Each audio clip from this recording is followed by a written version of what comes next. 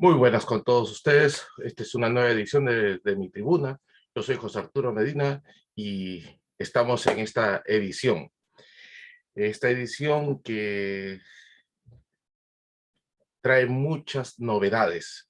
Novedades tanto en el plano internacional, global, y en lo local aquí en Japón y en nuestra querida patria, el Perú. En el plano internacional, la guerra entre Ucrania y Rusia continúa, no tiene vías ni se divisa un término de este conflicto. Al contrario, sigue esta guerra.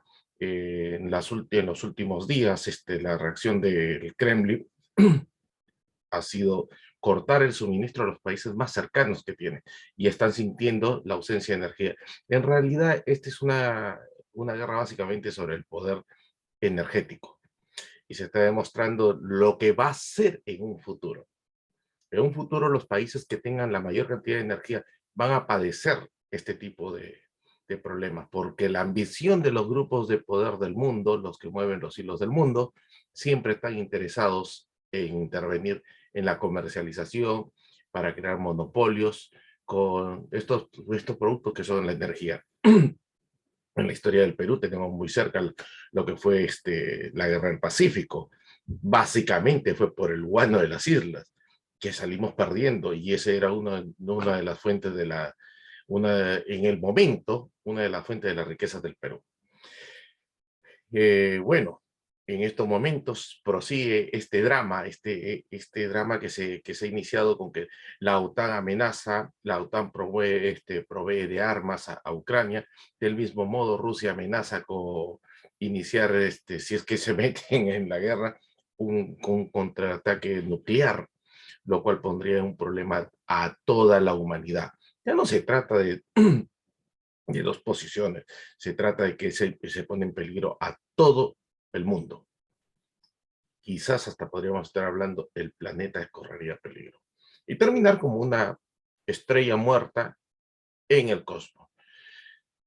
Bueno, otro de los puntos en los que me gustaría tocar, me- porque me llama mucho la atención, es de que en estos momentos en Estados Unidos ya salió una alarma que entramos a una franca recesión. Esto sí tiene que llevarnos la atención y la preocupación, porque una recesión a nivel mundial se va a sentir de todas maneras. Se va a sentir en todos los países, los más ricos como los más pobres lo sienten. Claro que el que más lo siente son los países más pobres. Estamos entrando a una recesión, la crisis económica es global en todos los países, en estos momentos Alemania, por el problema energético, también hay un gran malestar en su población, en Polonia del mismo modo. Entonces, este eco va a llegar muy pronto a Sudamérica. Aquí en Asia se siente ya, hay estragos, ha bajado un poco la producción, hay desempleo, no es alarmante, pero existe. Por otro lado, el mundo también se encuentra nuevamente con los rebrotes del COVID, el COVID-19 que está atacando y en Asia, especialmente en China, específicamente en Shanghai, están entrando a la tercera semana donde los contagios están siendo masivos. Hasta ese momento solamente se habla del Omicron, que te da ciertas características de un resfrío, no es letal, pero de todas maneras no deja de ser una pandemia. En Cantón han encontrado el rebrote de un posible COVID-19, el primero que apareció. Eso ya es una preocupación. Estamos en una guerra, estamos entrando en una recesión, la crisis económica es mundial, la escasez de combustible para transportar, si es que se volvería el COVID-19 para transportar las vacunas, estamos hablando de entrar en una crisis del planeta totalmente. La irresponsabilidad de los líderes políticos a nivel mundial ha llevado a esta crisis.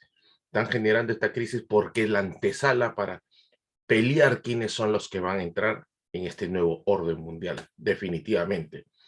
Aunque usted no lo crea, como se dijera en un programa muy antiguo. También tenemos este, que este problema de la pandemia, solamente saquemos cuenta, ¿Por qué es? Una, porque también hay países que se están relajando las medidas de seguridad y de protección. La irresponsabilidad de muchos de agrupar gran cantidad de seres humanos donde no están utilizando la distancia social, no están utilizando las mascarillas. España ya probó parte en el rebrote del Omicron. Está igual que Inglaterra. Han sentido ese bajar la guardia, el descuidarse un poco, el descubrirse un poco. Ha pasado esto en Shanghái, como les repito, y en Cantón. Así que a tomar las medidas de seguridad y protección nunca está de más estar precavidos y evitar cualquier tipo de acercamiento. Y con personas que hubiesen padecido del COVID, las personas que pueden haber padecido del Omicron, también hay que ser sinceros y ser un poco más humanos y cautos y tomar más precauciones para no volver a recaer en esta enfermedad y comunicarles a sus amistades si es que he padecido realmente del COVID o del Omicron para que tengan entendidos y no les coja por sorpresa las noticias. Ahora, este, nos pasamos directamente a los temas que conciernen a Perú, el resumen, el análisis sobre lo que ha sucedido políticamente en el Perú. Tenemos en las últimas horas, como los últimos días, por no decirlo en realidad, porque este es una novela, ya se está convirtiendo en una novela. La señora Karelyn López ha iniciado una arremetida contra el gobierno, directamente contra Pedro Castillo. Ella y su abogado, el doctor Nakazaki, se han presentado en casi todos los programas.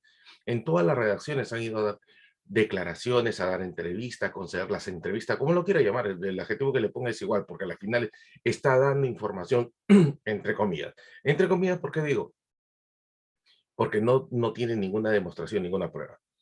Muchos estamos al tanto de la noticia, revisamos las noticias, investigamos si es que en realidad lo que dicen los medios de comunicación es cierto, que tanto es cierto y tanto es verdad. Lo único que les puedo decir a criterio personal es mi opinión, porque este programa es una opinión libre, no se ajusta a los mandatos de nadie ni nos regimos por la imposición de nuestros auspiciadores, para nada. Este es muy independientemente, soy responsable de lo que digo y es mi opinión la que brindo en mi programa. Como les decía, en el año 2000, cuando aparece el Vladivideo, aparece un video, una prueba, que es el hermano de Alex Cury, el que se está vendiendo como congresista, el tránsfuga que por dinero cambia de camiseta. Ya, entonces, eso fue el detonante porque tenías la prueba.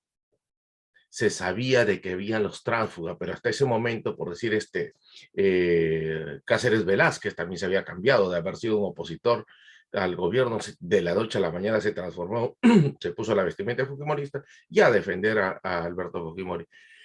Pero el Vladiaudio fue el detonante, la prueba de que lo que olía mal, lo que se veía mal, lo que sonaba mal, en realidad ya existía una prueba válida que el mismísimo Alberto Fujimori no soportó, convocó a elecciones, anunció de que no se presentarían las elecciones y unas nuevas elecciones, o sea, adelantó su mandato, su salida, porque ya era insostenible con estas evidencias que salían y comenzaron a salir muchos Vladivideos más, lo cual son pruebas y el detonante para la caída de la dictadura de Alberto Fujimori. Al, al existir estas pruebas, no le quedó otra más que salir del país y renunciar por fax. En el caso de Pedro Castillo, hasta ahora esta señora Karelyn solamente está diciendo, pero no está demostrando. Si ella tuviera una grabación, como dice, no la tiene. La grabación la tiene Bruno Pacheco, ahora sale el ex abogado de Bruno Pacheco a decir también de que él tiene una grabación con la cual hundiría al presidente de la República. Si bien es cierto, el gobierno anda mal, la incapacidad se nota por todos lados, no tiene gente idónea, de lo que es moral y ética, sus funcionarios realmente dejan mucho que desear, y los errores van tras errores. Es un cúmulo, es un almacén de errores lo que ha cometido hasta estos momentos el gobierno. Los conflictos sociales lo carcomen, las dudas sobre las personas que colocan los cargos es cuestionable, pero no existe una prueba, no hay un video, no hay una cuenta cifrada, no hay una cuenta en un paraíso fiscal, hasta ahora que demuestre de que ha habido corrupción, de que se sabe y se presume, pues todo, creo que la gran mayoría de peruanos lo tiene, esa presunción, que que sea realmente que lo que la señora Karin López dice tiene las pruebas, ya las hubiera demostrado, las hubiera mostrado. Lo que está haciendo está que se pone, a mi entender, está que se expone en la prensa para ir lanzando los ladrillos contra el gobierno a la espera, a la espera de que cayera por sí solo Pedro Castillo. Ya lanzó un mensaje de que lo responsabiliza al gobierno, a Pedro Castillo, si algo le llegara a pasar en su vida, ¿no? Si la matara, la asesinara, la silenciara. Ojo, el viernes por la noche de Perú se estaba corriendo la volada que en Guarochirí había aparecido el cuerpo sin vida de Bruno Pacheco, lo cual es un psicosocial. Estos psicosociales es una práctica muy común que tenía durante la dictadura de Fujimori, ojo. Y en estos momentos si no está la administración de Alberto Fujimori en el gobierno, se parecen ya mucho de los psicosociales que están corriendo. Bueno, después de todo esto, esta semana también ha sido muy accidentada por los enfrentamientos y demostrando la calidad de congresistas que tenemos. Un señor Bermejo que pierde los papeles ante una acusación que para él no es novedad. O sea, Bermejo ha tenido un atestado que en algún momento en su juventud él se le ha encontrado con material realmente peligroso que lo vinculaban a un movimiento posiblemente terrorista. No, lo cierto es de que tanto el Ministerio Público como la DICOTE no parece que hicieron muy bien el atestado, parece que no encontraron las pruebas suficientes y el señor está en libertad. Y con esa libertad con la que él ha tenido, ojo, hasta antes de ser congresista nadie se preocupaba si el hombre estaba limpio o no. Ahora ya está en el Congreso y ahora les comienzan a remover todo esto, todo su pasado. De igual modo, el vicealmirante Petri aparece con un ataque directo con nombre y apellido, resaltando de que el señor Bermejo en su juventud había planeado realizar un magnicidio, o sea, el magnicidio es el asesinato de un presidente contra Alan García y de mismo modo contra el vicealmirante Jan Petri. Y alguna vez escuché, la primera vez que había dicho el vicealmirante, de que en una moto con un balón de gas, una mecha, lo iba a lanzar y volaba. Eso ni en las películas de Hollywood se ve, porque para todas las personas que alguna vez han ido por el Palacio de Gobierno sabe de que el perímetro está cerrado y es imposible de que alguien pase con una moto cargando un balón de gas, con una mecha, al estilo Comanche, Apache, ¿no? Y que tenga esa facilidad de meterse al Palacio de Gobierno, tirarlo, como que no tiene sentido, ¿no? Pero en fin, esto trajo por consiguiente un enfrentamiento que realmente marcó una raya más en el expediente de este Congreso decadente, de vergüenza y realmente impresentables pasa, muchos de ellos. La señora Patricia Chirino recordando su época en que parece que hacía desalojos o alguno de esos actos al margen de la ley, al parecer, comenzó también a vociferar, a gritar. Si bien es cierto, el Congreso es para debatir ideas, no para debatir insultos, no para lanzarse insultos de esquina a esquina, como si tuvieran un desalojo, como si tuvieran una bronca de barras bravas. Es exponer ideas, es el debate político, es el conocimiento para llegar a consensos, porque el bien común es lo que tienen que buscar los políticos. No es yo te destrozo porque yo te voy a decir esto. Tenemos un caso bien palpable, por decir, en las coordinaciones para, para pedir la vacancia presidencial. Esto se estaba pensando y se estaba maquinando bajo otro nivel. La señora Patricia Chirino se fue por la libre, lanzándose por sí sola, porque ella quería tener la primicia. Destrozó la organización, las coordinaciones que tenían previa, interpartidos, y a las finales no logró su objetivo. La segunda intentona fue igual un adelanto que se va por adelantado por la libre la señora Patricia Cherino, destrozando la segunda oportunidad. A la semana siguiente comenzó a lanzarle denuncias constitucionales, en fin, al hombre lo curtió y la gente ya no cree en el procedimiento parlamentario. Esto deja al Congreso mal parado, mientras que el gobierno sigue ratificando en esa línea de desastre porque entra en un diálogo, al menos el más afectado fue el arzobispo, ¿no?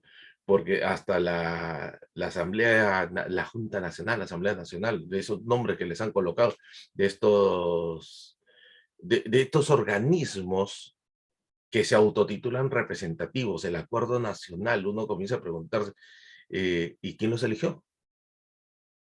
130 personas están en el Congreso de la República que lo hemos elegido en una elección nacional y tenemos a un inquilino en la Casa del Gobierno que ha sido elegido por el voto popular.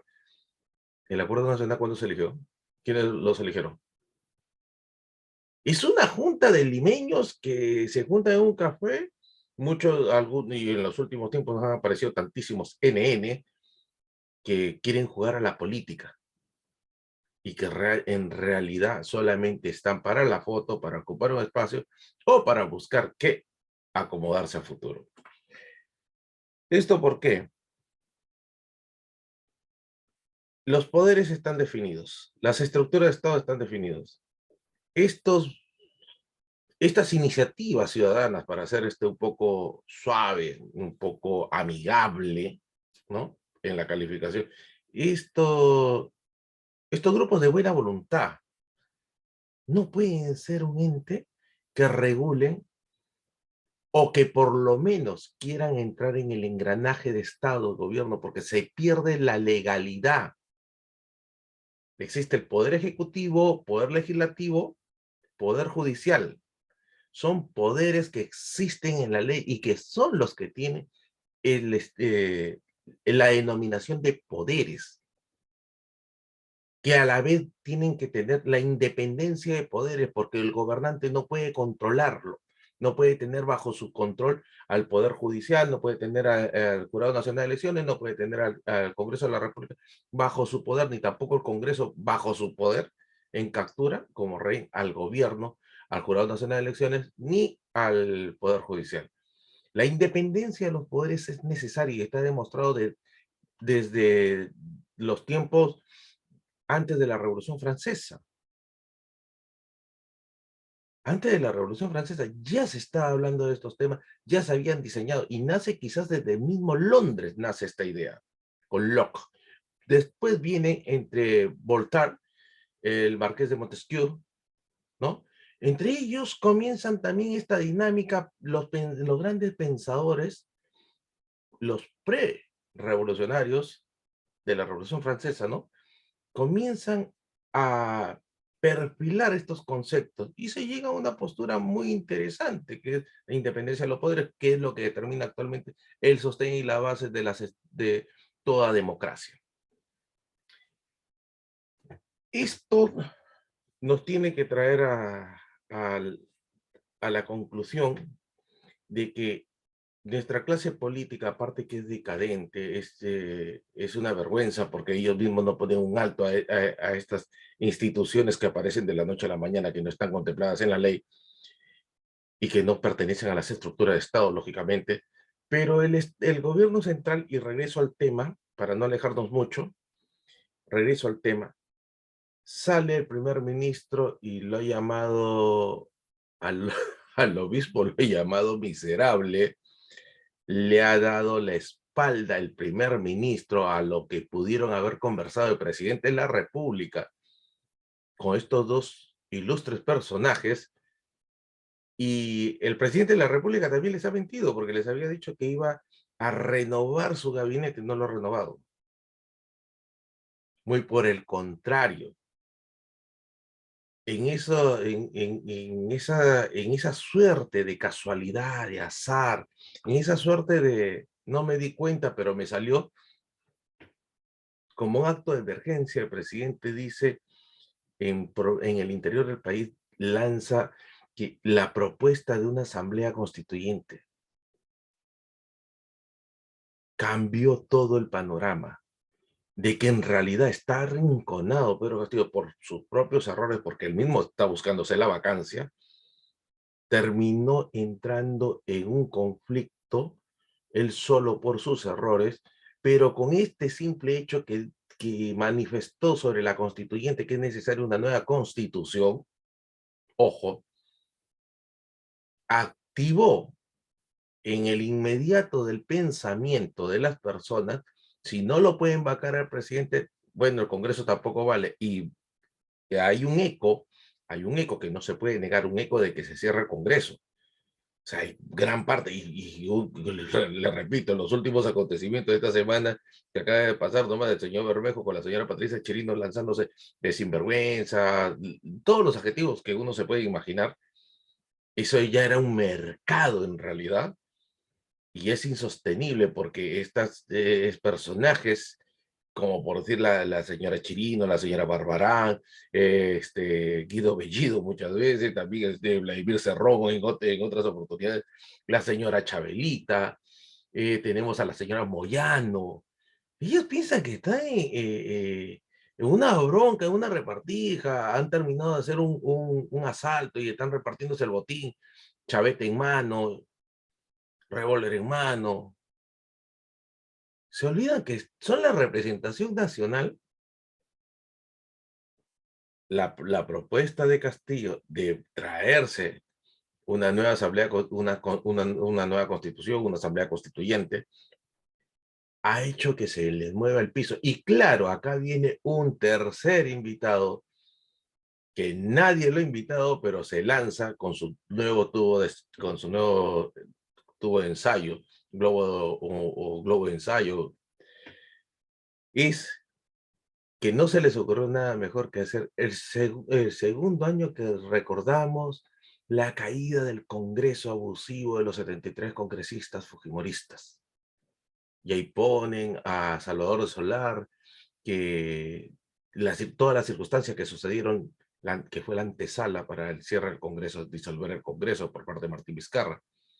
Entonces, ha hecho el grupo Vargas Llosa, donde está Pedro Cateriano, Rosa María Palacio, Álvarez Rodríguez, Juan Carlos Tafur, de esos grandes genios que nunca han hecho nada bueno en política, pero piensan que son los padres de la intelectualidad, sacaron eso porque sabían de que ese video de Salvador de Solar, pensaron ellos, era propicio para ponerlo a la venta del elector, ponérselo en los ojos. Comparado para lo que hay en el mercado, tenemos personas como César Acuña, Pepe Luna, que son gente que realmente uno no se entiende cómo pueden controlar universidades o ser imágenes de universidades, no se entiende porque de intelectualidad no tienen casi nada. ¿Se imaginan ustedes a alguien tan temperamental como es López Aliaga? O alguien que no tiene autoridad, tiene inteligencia, pero no autoridad, como Hernando de Soto, donde se le subleva hasta el portero del partido y termina, o sea, él se presenta como el líder de su partido y a la final ese secretario general lo sale expulsando y votando del partido. O sea, esas son las barajas que se han tenido. O una señora Keiko Fujimori que carga sobre sus espaldas 3 derrotas, y aparte de las 3 derrotas desde el 2016, que regresó su padre a la cárcel, que el hermano lo sacó del Congreso y lo ha empujado a un proceso judicial que posiblemente lo lleve 15 años adentro preso.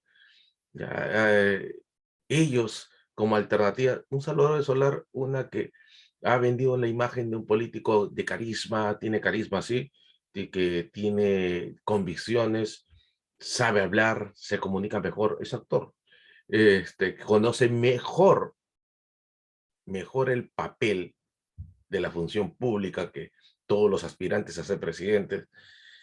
Y en ese ensayo que ellos han probado para ver cómo les iba, no hicieron nada más que incendiar la pradera. La gente comenzó a verlo y lo inmediato que le viene, Salvador Solar fue el que se cerró este congreso. Él es célebre. ya lo ponen a rango de héroe. Por eso que les digo, es muy probable de que al Congreso de la República le vaya más mal de lo que le puede ir a Castillo. Castillo en este momento le ha caído un salvavidas que está flotando ahí, se mantiene a flote. Cada vez que tiene la oportunidad se dispara a los pies, eso nadie lo duda. Pero en estos momentos la gente más se está enfocando sobre los problemas del Congreso y el Congreso va cayendo en una constante también de errores. El día de hoy ha salido, por decir, el tráfico que ha habido con las entradas para el partido Perú-Paraguay, desde la presidenta del Congreso que ha traficado con eso y se ha dado, a nombre del Congreso le han sacado entradas para ese partido, para los palcos preferenciales. Ella y sus dos vicepresidentes, la señora Camone como la señora Patricia Chirino. Claro, no se queda atrás también el primer ministro. El primer ministro también ha hecho lo suyo, dándole a su hijo para que vaya con su patota, el ministro de Educación, para ir con toda su familia. Están dando mal uso a los fondos del Estado. O sea, en ambos lados son las mismas desgracias, que sean sinceros. Entonces, esto lo pone al Congreso de la República en una posición muy débil, lo ponen menos. Y la idea de la constituyente pueda que cale. Ahora, quiero tocar específicamente en el tema constituyente. No es un momento constituyente.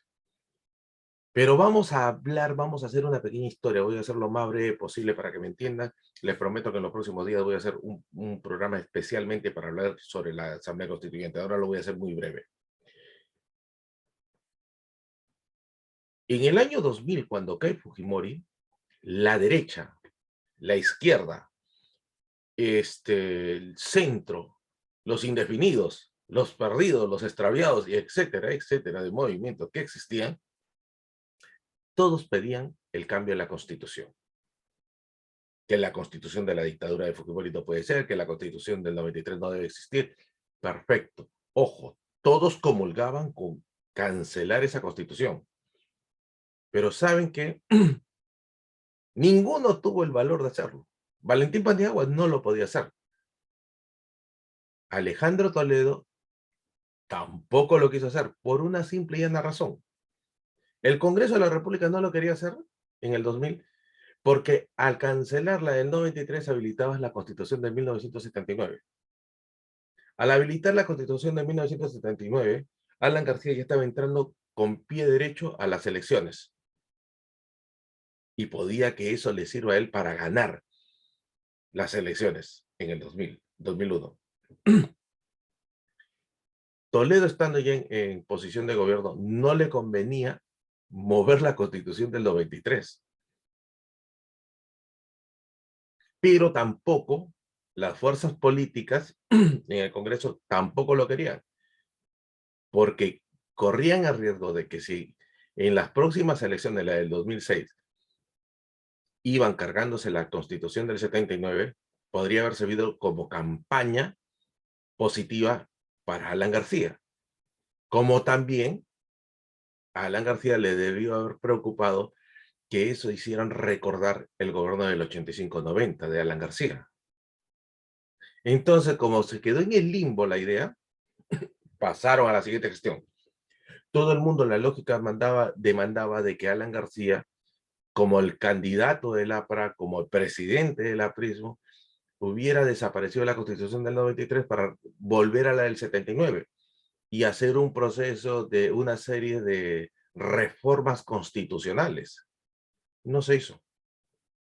Todos esperaban eso, pero no lo hizo. ¿Por qué? Por problema, por temor. Esa es una de las cosas que va a quedar siempre en el aire.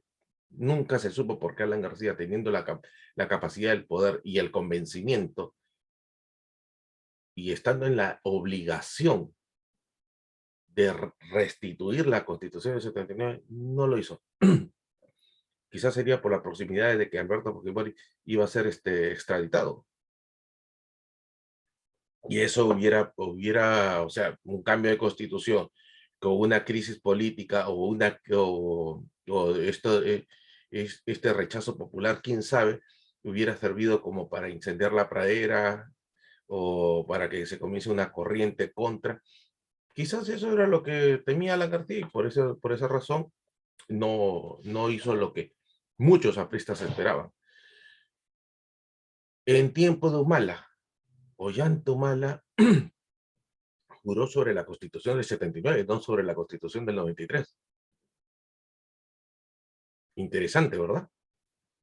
En pocas palabras, Ollanta Humala ha hecho 5 años de presidente de la República ilegal y legítimo porque no juró con la Constitución que está vigente, que era la del 93, juró sobre la del 79. Entonces, nunca juró como presidente de la República. Pero claro, pues tenemos una clase política que se viene a menos, pues. No vas a pedir que estos señores esos datos legales los pongan en práctica. Es imposible, pues, porque difícilmente leen. No leen, son casi analfabetos funcionales. La entrada de Pedro Pablo Kuczynski era ya imposible pensar en acabar con la Constitución del 93. La mayoría parlamentaria, que era del Fujimorismo, 73 congresistas, se lo iban a impedir, se lo iban a bloquear. Y nace ese mito, que la Constitución del 93 es la base, la piedra angular, la piedra filosofal, es la causante, la generadora del desarrollo económico del Perú, cosa que no lo creo. Y se lo voy a demostrar, que en principio, el desarrollo del Perú parte por dos cosas. La primera vertiente fue que cuando estábamos en una crisis tan espantosa como fue la de los 90, las remesas del exterior comenzaron a reactivar el mercado. Para aquellos que no lo creen, los ejemplos son la cantidad de remesas que había, la cantidad de dinero de dólares que venía del exterior, porque el éxodo, la salida de peruanos al extranjero a buscar trabajo fue muy grande. Es por eso que hoy en día tenemos 3 millones de peruanos fuera del Perú.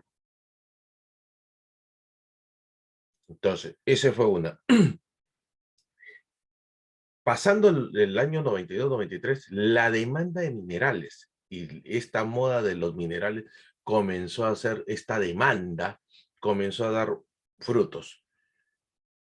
Es por eso de que empresarios peruanos también invirtieron en la minería y empresarios extranjeros comenzaron a llegar, como también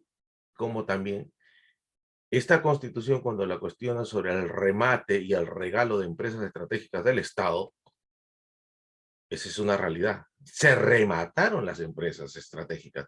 Aeroperú estaba en un reflotamiento que daba una esperanza de que iba a levantar mucho más, pero no levantó como Aeroperú, se la levantaron y la remataron, pues, con todos sus patrimonios. Esto es el transcurso de la Constitución del 93. Ahora, con estas ideas trasnochadas, estas, ese mesiánico actuar de Vladimir Cerrón con su alucinada asamblea constituyente, que en realidad lo que él plantea no es una asamblea constituyente.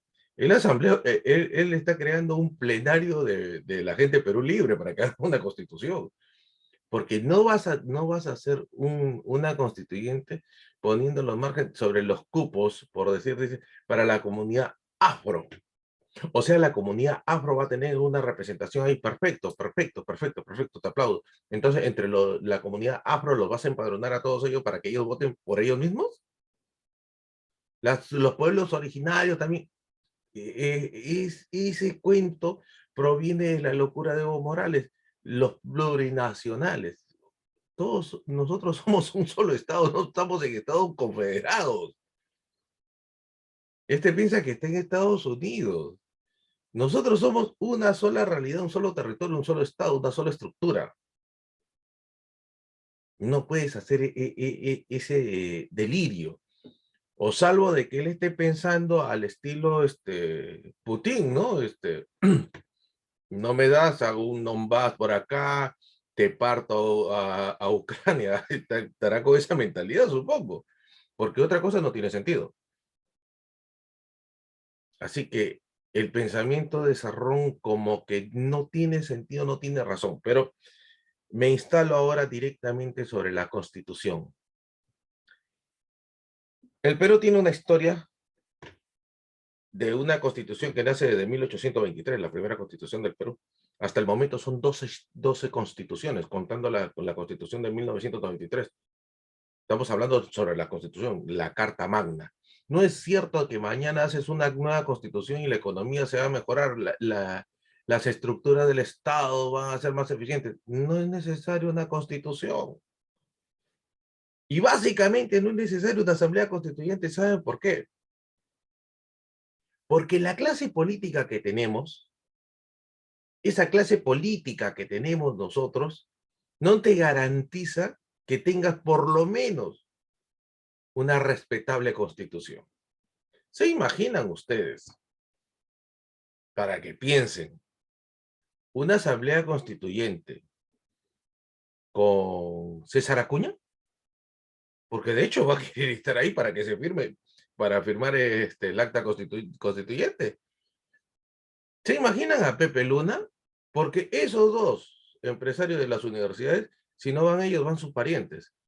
Pepe Luna manda a su hijo, que ahora lo está colocando para teniente alcalde de Lima.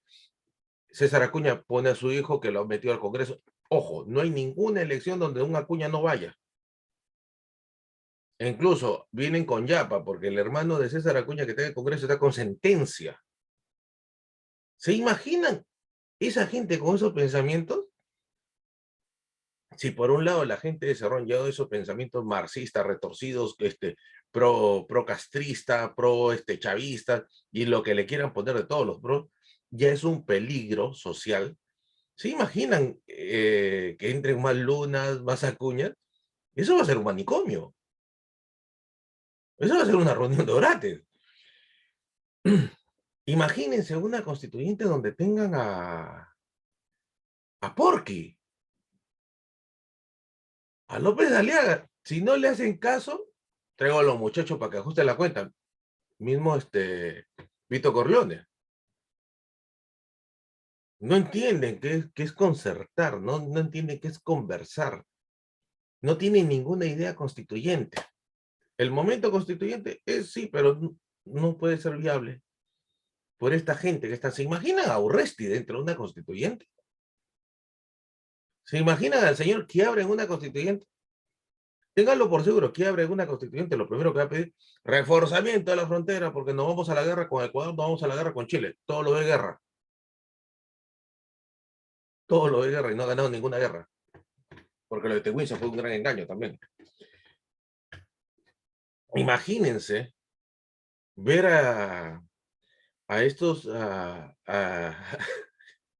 estos personajes oscuros de la política, a estos personajes de poca inteligencia, regresar para una constituyente, la señora Beteta, Becerril, Yesenia Ponce, la que ha estudiado con fantasmas, porque no existe nadie de su promoción, por último, ni sus maestros existen. ¿Esa gente vamos a llevar al Congreso? O Carlos Brus, que viene arrastrando denuncias sobre violación,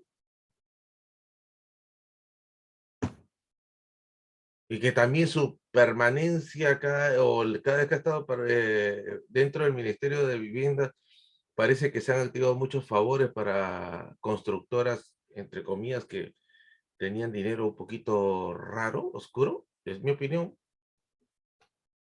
porque nadie está desesperado por ser ministro en la misma cartera cada rato y en todos los gobiernos, sin importarle cambiar de camiseta cada rato. Aunque, bueno, en fin, casi digo otras cosas. Entonces, ¿se imaginan esa asamblea constituyente? ¿Se imaginan lo que tendríamos? ¿Se imagina que Vizcarra postule la constituyente y logre entrar con la mayor votación? O por último, Acción Popular con los niños, con los grandes comerciantes de este Congreso, Acción Popular. ¿Te imaginas un Vitocho que, ojo, esta camada de congresistas de Acción Popular lo dijo bien en claro Raúl Díaz Canseco? Estos muchachos van a recibir el asesoramiento y el adiestramiento, la experiencia y la sabiduría de Vitocho, Víctor Andrés García Belaúnde. Y por lo actuado, no tengo ninguna duda que ha sido adiestrado por el mismísimo Vitocho, la verdad.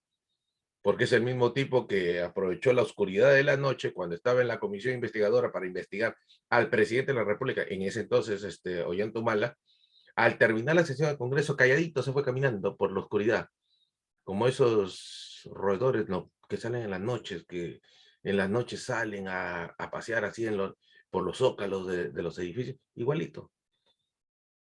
Y fue Ollanta el que lo delató. ¿Qué dijo?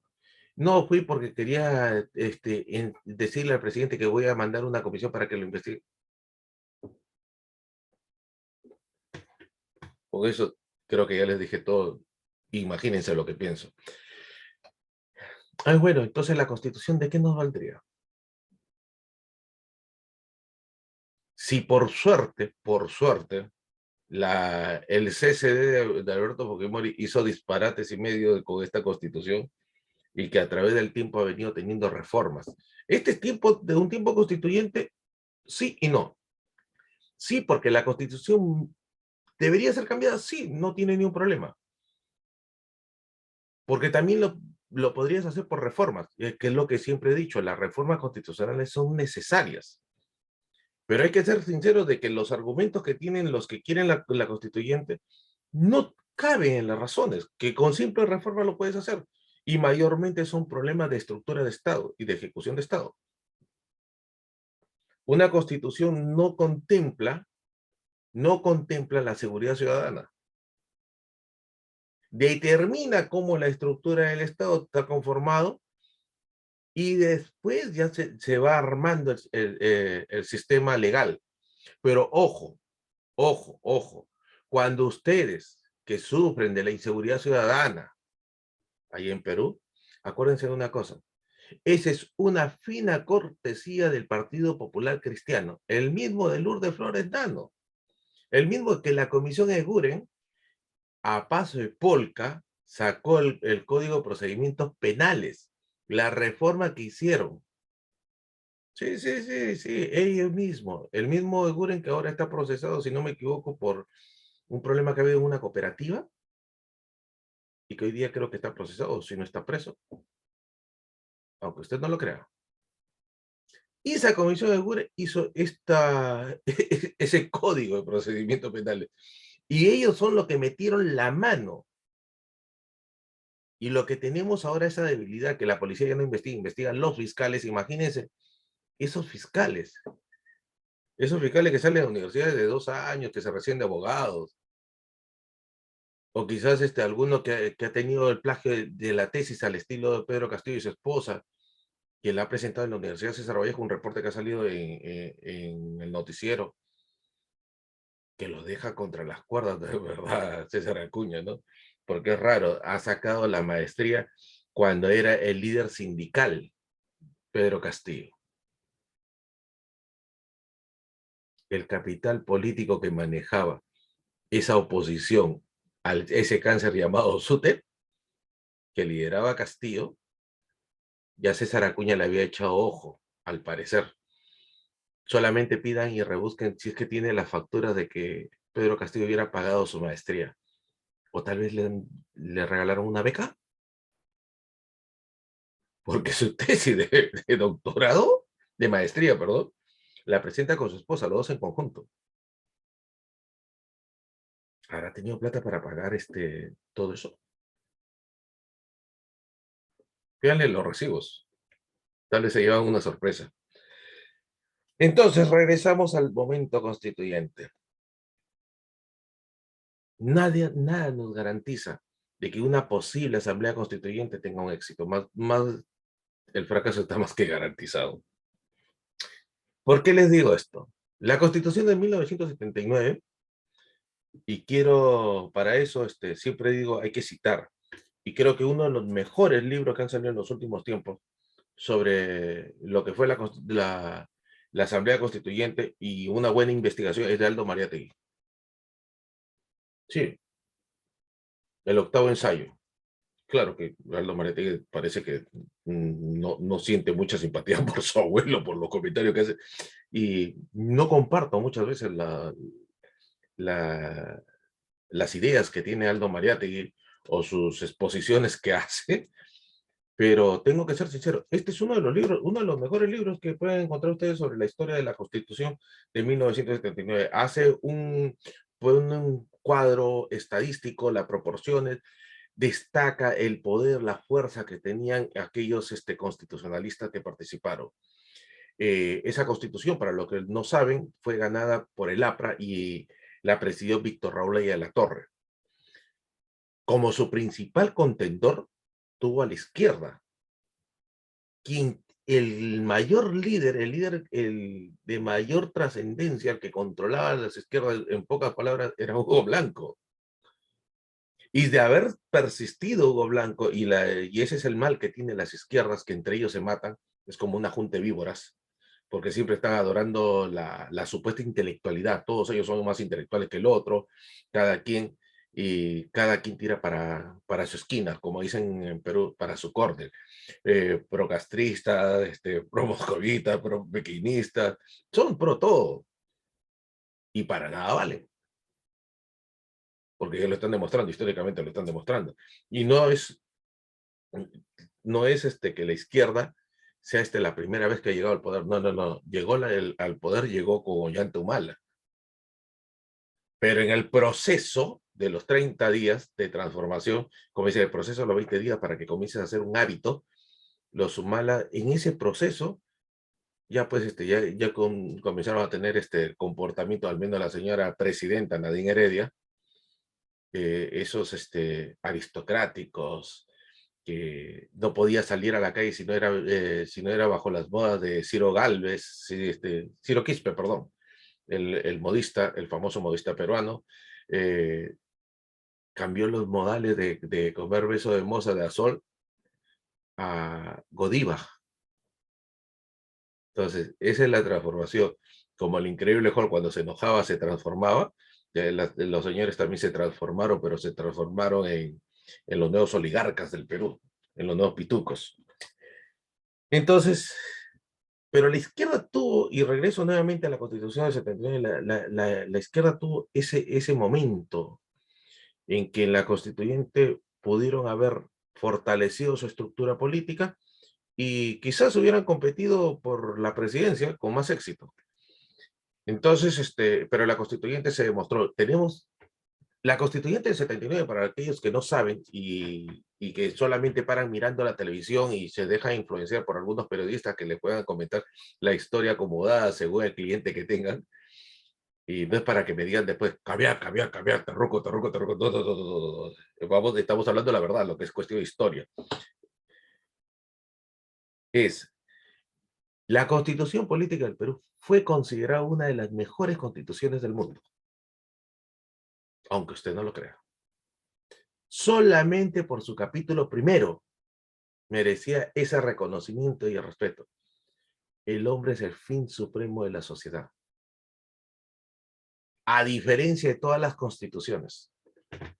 La genialidad de Aya de la Torre, y si no me equivoco fue el constitucionalista Ramos Alba, que mantenía esa idea, la idea primigenia del fin supremo, que el hombre es el fin supremo de la sociedad. Esa constitución fue trabajada terminando el proceso de la junta de militares, muy bien elaborada, estructurada, tenía errores, como todo documento histórico, todo documento redactado por seres humanos va a llevar errores no adaptables a su realidad también. Pero recordemos, los constitucionalistas que teníamos en ese entonces pues eran de otro nivel, de otra talla. Los políticos que estaban entrando a los 80 eran políticos que se habían preparado tanto de izquierda, derecha y centro, tenían otro nivel, otra talla, nada que ver con los actuales.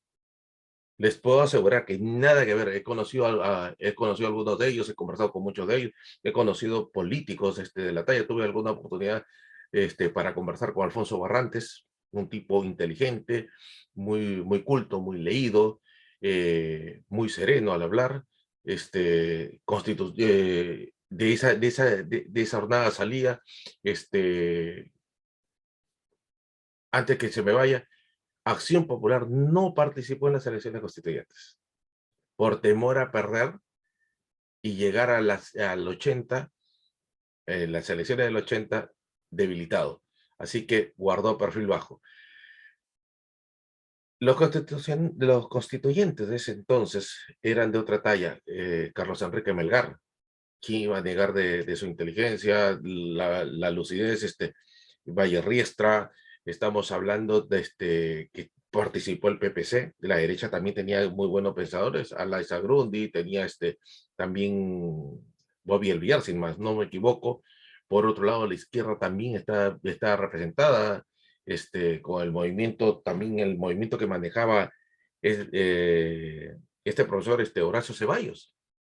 Entre Horacio Ceballos y Hugo Blanco había cierta disputa, pero era reconocido que tenía más talento Hugo Blanco. Y Hugo Blanco arrastraba también ese problemita en el que se había metido sobre el asesinato de un policía de la Guardia Civil. Pero, dadas las circunstancias, la Junta Militar parece que llegaron a ciertos arreglos bajo la mesa, que siempre sucede.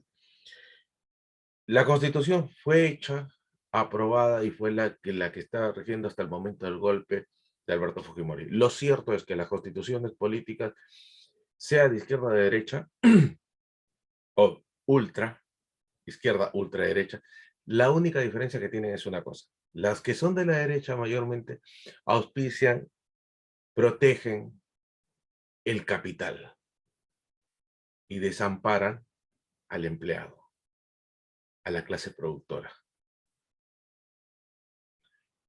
Las extremas izquierdas, ellos creen en la distribución de las riquezas y en la justicia social. El término medio acá es, necesitas capital para que comience la industrialización, para que pueda ser el motor del desarrollo, y necesitas también una distribución sana para que se distribuya la riqueza. Pero se necesita de ambas. La dosificación es la parte de la inteligencia, es la clase política la que tiene que estar ahí, desde un poder ejecutivo que tenga la sabiduría para poder administrar y gerenciar el Estado y colocar a las personas idóneas en cada ministerio.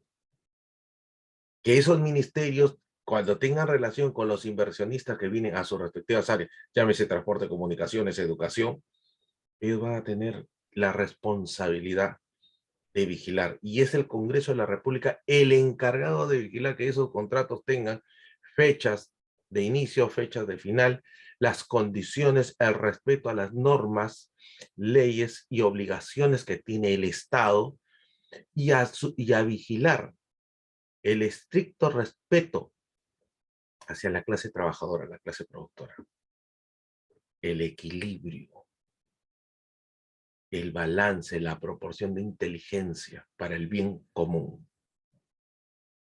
Esa es la diferencia.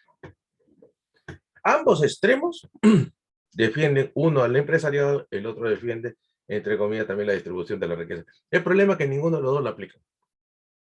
Y ustedes dirán, ¿por qué digo esto? La Constitución del 79 garantizaba la estabilidad laboral. O sea, no se trataba de que te iban a contratar sin darte estabilidad laboral, una perpetuidad de inestabilidad. Mientras que la Constitución del 93 desaparece y genera este sistema perverso, abusivo, que lesiona hoy día, en el Día del Trabajo, lesiona a los trabajadores. Los sistemas CAS. Sí, no se sabe, en realidad no se sabe si fue Castañeda Alonso el que le vendió la idea a Alberto Fujimori, o Alberto Fujimori se la vendió ya la había traído, o la copió de Mario Vargas Llosa, pero lo cierto es, porque el Fredemo sí mantenía esa idea, esa estructura de desaparecer la estabilidad laboral. Y eso no lo dicen, no lo dicen los canales de televisión. ¿Ustedes creen que Willis va a hablar en algún momento sobre la estabilidad laboral que fue vulnerada con la Constitución del 93? Porque no le conviene. ¿Va a hablar acaso sobre las contratistas? Ustedes saben que existen personas que actualmente vienen trabajando durante 30 años renovando su contrato sin beneficios sociales, y que hasta hace cuestión de 4 años nomás o 3 años atrás recién se les reconoce que tienen derecho a un mes de vacaciones, así sean contrataditos todos los meses tengan que ir a firmar, sus recontratos otra vez para seguir, ya tienen 30 años, y otros no tenían ni seguridad social, beneficios sociales. Esa es la Constitución del 93. Mientras que la Constitución del 79 te garantizaba la estabilidad laboral y el respeto. E incluso cuando en los inicios de la gestión de Hurtado Miller, comenzaron este proceso de despoblar la administración pública, porque decían que estaba superpoblada, que era el gasto público demasiado, que en sueldos, etcétera, que era un estado realmente calamitoso y que había que despoblar. Perfecto. Había que despoblar. El problema era que al despoblarlo, por decir, el Seguro Social en ese entonces, si no me equivoco, tenía 53,000 empleados. Comenzaron el proceso de las compras de renuncias. Al comprarle la renuncia a cada uno de ellos, ibas despoblando, pero el dinero, ¿dónde salía? De los asegurados. A los asegurados le cogían su dinero para comprarte la renuncia. ¿Y sabe qué es lo que pasó? El genial de Castañeda Alonso generó la Service. Y en menos de 6 años de que supuestamente iban a despoblar tanta burocracia que tenía el Seguro Social, de 53,000 lo bajaron a 23,000, para que en 6 años llegue a pasar los 63,000 sin derechos laborales. Pregúntele las Service si tenían algún vínculo familiar, amical o accionariado con ellos. Es otra de las grandes preguntas. Entonces, les estoy poniendo las comparaciones de lo que son esos dos tipos de constituciones. Pueden tener virtudes y defectos, pero los argumentos que se están diciendo que una nueva constitución te va a garantizar la seguridad, no, la seguridad es administración del Estado. Salud, la salud te la garantiza el Estado a través de su Ministerio de Salud, con un mejor ministro de Salud que tenga una idea de lo que es el Ministerio de Salud. Y aquí va una de las ideas que siempre la he tenido y siempre lo he dicho desde el año 1988, siempre he sostenido. Debería desaparecer los sistemas paralelos de salud y ser uno solo. La seguridad social, el Ministerio de Salud, uno solo. O sea, y para eso no necesitas una constitución, es una reforma constitucional, simple y llanamente. Lo que sucede es que quieren volver, y ahí es la parte, o la carnada que este Congreso va a picar, va a morder, si es que les dicen a ellos, y ténganlo por seguro, va a haber reelección inmediata, la bicameralidad, se va a ampliar el Congreso de la República, pican los actuales congresistas, ténganlo por seguro. Va a picar y que le digan que este Congreso se cerraría porque tendrían la capacidad de poder postular para ser asambleístas de la próxima Asamblea Constituyente, votan a favor de una Asamblea Constituyente, ténganlo por seguro, porque van a tener las ansias de poder postular nuevamente, perpetuarse como congresistas. Simple y llanamente, aunque ustedes no lo crean, así se va a dar. Por otro lado, el tiempo de la Asamblea Constituyente ha traído a muchas opiniones y algunos son tirados de los cabellos. Escuchaba yo a un personaje que decía, quizás es el extremo de las barbaridades que habla el presidente de la República. En la entrevista con el señor Rincón, él decía que el cambio constitucional era necesario porque ya tenía mucho tiempo. Viene del 93 la Constitución y le dice mucho tiempo. Y Rincón le dice una gran verdad. La Constitución de Estados Unidos es una sola y no ha sido cambiada. Un momentito. Es una sola, que es del año 1787. Y en la actualidad tiene 235 años. Pero tiene enmiendas. Y para que vean una de las enmiendas más grandes y más grandiosas, y de acá voy a tocar un tema después más en los próximos programas de alguien que se lo voy a mencionar ahora. Para que tengan una idea, el problema de racismo estaba en la Constitución norteamericana. Y fue el último gran líder que tuvo Estados Unidos, Martin Luther King, quien logró, costándole la vida también, conseguir ese cambio, esa enmienda. Dios ha creado a la raza si el hombre no tiene ningún derecho a mezclarla. se refería a la clase, a la gente de color, a la población negra. No los consideraban como ciudadanos. De ahí nacen muchos personajes porque se dieron a la lucha, como Rosa Parks, Malcolm X, ¿no? Hasta un Luther King. Entonces, esa constitución entraba en reformas. Entonces, no es la constitución, como he escuchado algunos guerreros que han dicho, Estados Unidos tiene una constitución de 400 años. Hace 400 años todavía sigue siendo colonia británica. Así que para hablar hay que leer, hay que estudiar un poquito, ¿no? Porque si no se está hablando piedras en realidad. Y termina confundiendo a la gente, porque después terminan andando como orate repitiendo 400 años, 400 años, 400 años, Constitución Americana, 400 años. Ni los mismos americanos entenderían qué es lo que quieren decir con eso. Así que a leer un poquito más, a investigar un poquito más antes de hablar. Ahora, viene este problemita, y con esto concluyo ya sobre el tiempo constitucional, porque sí voy a hacer un programa especialmente sobre la constituyente. La constituyente, una asamblea constituyente, una asamblea para hacer una nueva carta magna, no te va a garantizar la solución de los problemas. Es una estructura y no se hace como dice Lucas Gersi después de una dictadura. También ese muchacho está perdido, auspiciado por Willax, ¿no? Por lo visto. Las constituciones se hacen ¿por qué? ¿Por qué se hace una constitución? En primer lugar, porque llegas a un consenso de que el pueblo es el que quiere un nuevo cambio de estructura de gobierno, o el sistema tiene que cambiar, y tiene que cambiar para sí, para bien. Entonces, los grupos representativos, las instituciones políticas, vienen con un paquete de propuestas para llegar a los consensos por el bien común. Ese es el verdadero significado de una constituyente. Una constituyente no necesita de una guerra, no necesitas de venir de una dictadura. Necesita solamente que la sociedad en su conjunto sienta que es necesario cambiar las reglas de juego, las reglas o las estructuras de Estado para poder estar acorde a los tiempos, que es muy distinto.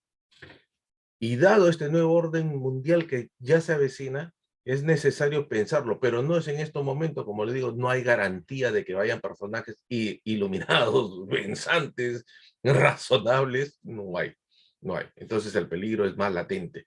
Entre una constitución que les digo que puedan tener estos personajes raros que van a aparecer, preferible dejar como están las cosas y ir por la vía de las reformas. Y yo soy convencido, en estos momentos solamente son reformas, reformas constitucionales que se puede hacer vía Congreso de la República. Que los congresistas no tengan ni la menor idea de lo que tienen que hacer, ese es su problema.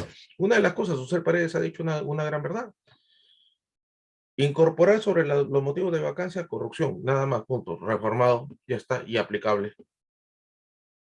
El primero que demuestre las pruebas, un video, cuentas en algún paraíso fiscal del presidente, perfecto, suficiente para separarlo del poder y someterlo a un proceso de investigación, de demostrarse, va a la cárcel y punto, se acabó. El Estado y la sociedad no pierden. Esa es la cuestión. Llegar a consensos. Pero para llegar a consenso tienes que llevar gente razonable, pensante. Gente que no, que diga, por decir, dicen, comunista, comunista, comunista. Ojo, el comunismo es un pensamiento, como los socialdemócratas, como los socialcristianos, como los liberales, como el aprismo. Son filosofías, son pensamientos, que al escucharlo tú tienes más o menos una idea por dónde van a ir, pero al escucharlo te da ese espacio al debate político. Decía en el programa anterior de que para llegar a un tiempo constituyente es necesario previo tener debates, fórum, donde se pueda exponer las ideas, el por qué y el por qué no, por qué conviene, por qué no conviene, qué es necesario y qué no es necesario. Y sale la tercera vía, que es las reformas. Un paquete de reformas que nazca de estos fórum, que sean elevados y colocados en el Congreso, vigilante el pueblo de que se cumplan. Por decir, reformar los contratos ley no me parece mal. Revisar las concesiones de las minas no me parece mal. Porque si también hay que ser sincero, de que hay cosas que este sistema nos da un dolor de cabeza. Vean, para que tengan una idea, nomás así un chiquitito, nomás. El TC, el Tribunal de Garantías Constitucionales, ¿qué pasó? ¿Nos ha vuelto un mercado? Lejos de tener constitucionalistas de talla, estamos colocando gente que hace una revisión, por decir en el caso Fujimori del indulto, que lejos de ayudarlo lo han terminado hundiendo. Alberto Fujimori ya pasó los 80 años, por humanidad, déjenlo que se vaya. Que escriba sus memorias antes de irse y por ahí puede legarle al Perú la llave maestra, como él dice que él fue el que reconstruyó el Perú, puede dar una cátedra de lo que podría ser una alternativa. ¿Por qué no? Todas las recetas pueden ser escuchadas y tomadas en cuenta. Por ahí que encontramos algo que valga, ¿no? Pero el TC hace esto, pues señores. Se ha vuelto una sucursal del poder político, partidario. Y el problema es que no existen partidos políticos, empresas privadas. Y sus congresistas pasan a ser sus empleados, simple y llanamente. ¿Por qué decía esto de que no podemos satanizar? Son pensamientos, filosofías, por decir. Y les invito para que tengan una idea. Lean esto. Este es los manuscritos de Economía y Filosofía de Karl Marx. Léanlo. No se van a arrepentir. No porque lo lean te vas a convertir en marxista ni comunista. Yo no soy marxista, ni comunista, ni nada por el estilo. Pero lo leo para estar informado, para poder debatir, para poder tener intercambio de ideas. Para poder sostener una idea. Para poder argumentar una idea. El que lee argumenta, el que lee puede debatir, el que lee puede analizar, el que lee puede exponer. Si no lees y escuchas solamente huilas, por así decirlo, tienes que repetir como loro algo que tú no lo entiendes. El conocimiento es la entrada para llegar a la verdad, y la verdad es relativa. Se transforma en tu opinión, y tu opinión es buena o mala cuando la sabes argumentar, según el espacio y el tiempo. He recogido tanto pensamiento, miren, espacio-tiempo de ahí de la torre. Einstein también hablaba sobre el tiempo, el control del tiempo, ¿no? Y estamos hablando, la verdad es relativa, estamos entrándonos en campo de la filosofía, quizás en los socráticos, no en los presocráticos, hasta un poco aristotéticos, de Aristóteles también, con la corriente de Aristóteles. Y para concluir también estaríamos metiéndonos ahí con Descartes, ¿no? Primero pienso, después opino. Aunque eso deberían colocarlo grandazo, un cartel así grande. Yo lo pondría así, de verdad, un cartel grande en el Congreso de la República de entrada. Señores congresistas, piensen y después opinen, Descartes. Pero yo le agregaría ahí, piensen, no opinen, vuelvan a pensar, no opinen, vuelvan a pensar y después opinen. Porque nadie te garantiza que tengan una idea, pues esta gente, una idea positiva, constructiva. Bueno, esto ha sido todo por hoy. Hemos hecho un recorrido, los problemas del mundo, eh, nos hemos situado en lo que está sucediendo en el Perú y lo de aquí en Japón. Cuídense mucho. Un feliz día del trabajo para todos y cada uno de ustedes, todos los que se ganan el dinero, todo con el sudor de la frente, todos ustedes los que tienen que salir a cumplir una función agotadora, al menos los que estamos en el extranjero, salimos de muy temprano y regresamos cuando la noche raya, otros no tenemos la suerte de poder trabajar todos los días y estamos así esporádicamente, otros trabajamos todos los días, otros por cuestiones de salud nos alejamos de los campos laborales, es infinidad, pero no dejas de ser tu parte de esta comunidad de trabajadores, de esta comunidad de gente que día a día salen a forjarse el futuro. Feliz día del trabajo. Esperamos que la justicia para los trabajadores siempre prevalezca y que los estados respeten, y cuiden y protejan siempre a la clase trabajadora. Es el verdadero motor de todos los países. Mi agradecimiento para todos los que nos siguen. NPE Kawasaki siempre están ahí con nosotros siguiéndonos. De igual modo a Ángela Rosa con su grupo con Movimiento Ciudadano.